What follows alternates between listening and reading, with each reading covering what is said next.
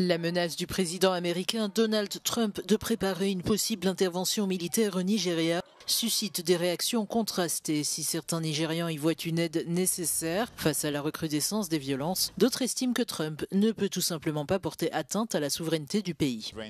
Les États-Unis comme le Nigeria sont deux nations souveraines et cette souveraineté doit être respectée. Je ne vois pas pourquoi Donald Trump, en tant que président américain, chercherait à provoquer un conflit avec le Nigeria sur des bases aussi peu justifiées. Si le gouvernement rejette toute ingérence étrangère, la lassitude de certains citoyens traduit une attente désespérée de sécurité, quel qu'en soit le prix. Le problème, c'est qu'il y a trop de violence dans notre pays. Nous avons besoin d'aide. Si les soldats venaient, ils pourraient nous protéger, au moins contre les voleurs et les attaques menées par des éleveurs peuls dans la région. Les agriculteurs n'osent plus aller dans leurs champs à cause de ces tueries, ce qui rend tout plus cher. L'arrivée de ces soldats pourrait vraiment nous soulager.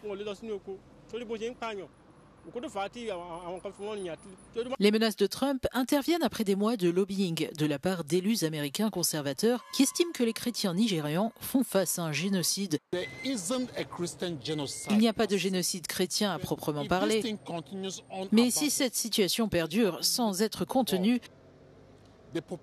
la population chrétienne pourrait diminuer de manière drastique.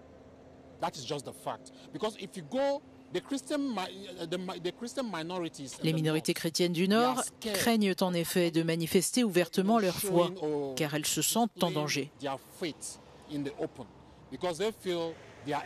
Outre les violences de Boko Haram, qui ciblent aussi bien les chrétiens que les musulmans, le pays connaît des affrontements entre agriculteurs et éleveurs, des rivalités communautaires et des tensions ethniques.